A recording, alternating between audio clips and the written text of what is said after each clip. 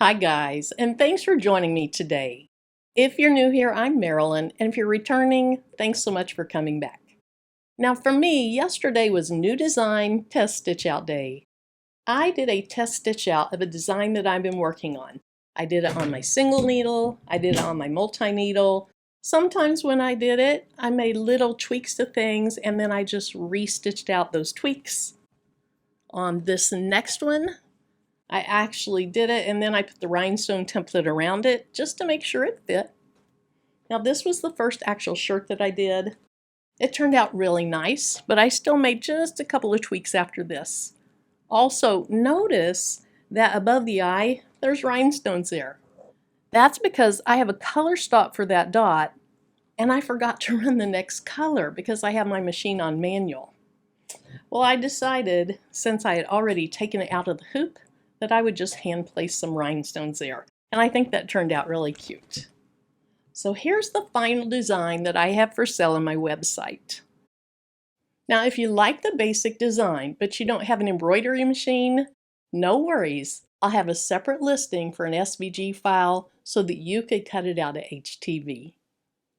To test out my new design, I'm going to start by framing it on the machine to make sure it's really going to stitch out where I want it to be. It is, so let's go ahead and start it. Now this is a Senior 2027 design, and the first stitch is a placement stitch for the 2027. If you're not familiar with what a placement stitch is, it's simply a stitch layer that shows you where you'll place your applique fabric. And while that's stitching out, I'm going to go ahead and cut the fabric with my X-Tool CO2 laser, the P2. This fabric already has heat and bond light on the back of it, and using a laser to cut it out is so efficient. This took just over a minute to cut out, and it's really cut so precisely. I love using a laser to cut my applique fabric. So I removed the hoop after doing the position stitch and ironed the applique fabric to the t-shirt. And it's already looking really good. Now because I cut the fabric with a laser, I can skip what would be the second stitch layer, and that's the tack down stitch. If you don't cut your fabric, you would typically stitch the fabric down with a tack down stitch and then trim around it with applique scissors. Since I did cut the fabric out and iron it down, it's time for the satin border stitch. After the satin border stitch is done, it's time for the word senior to be added. When I first designed this, I used a fill stitch for the word senior, and then I added a very small satin border stitch around it. What I found was that the fill stitch and the satin border stitch added a lot of stitches to the design. So in my final design, I changed the word senior to be a satin column type stitch. I also did away with that tiny outline stitch. And making these changes decreased the overall number of stitches in this design by just over 13,000. I manually digitized it to give it a better effect than auto-digitizing it, and when I digitized it, I used the branching feature in Embroidery to help it be as cohesive as possible. Just to up the wow factor a little bit, I wanted my design to have rhinestones around it. So while the design was stitching out, I was busy cutting my rhinestone flock for the rhinestone design. I use the Caesar Romeo cutting machine for cutting my flock, but many cutting machines will do the job just fine.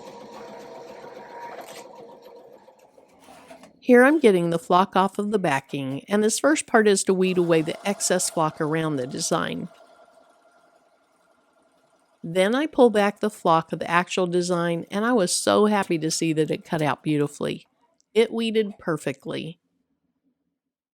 I poured some SS10 size hot fix rhinestones into my template so that it would be ready to press onto my shirt when it was done stitching out.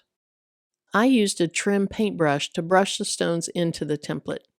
When you do this, you often have some open holes left, so I used a rhinestone picker tool to fill in those open holes.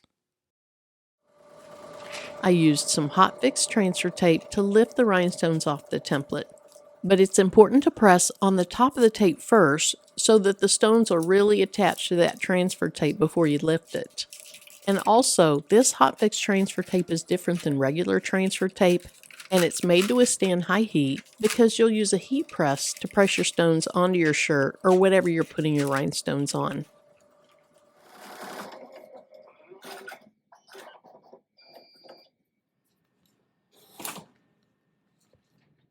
Now it's time to press those stones on. But before you press them on, make sure that the stones are placed really well on your design. I typically have to adjust them some before they're exactly where they need to be.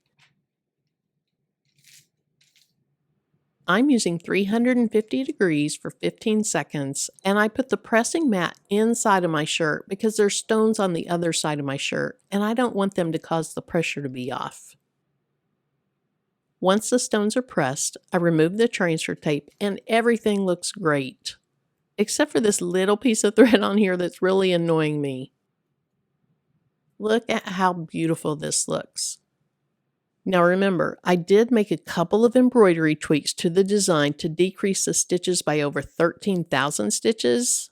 And here's that final design, just with using different fabric for the applique part. Thanks so much for being here, and I hope to see you in my next video.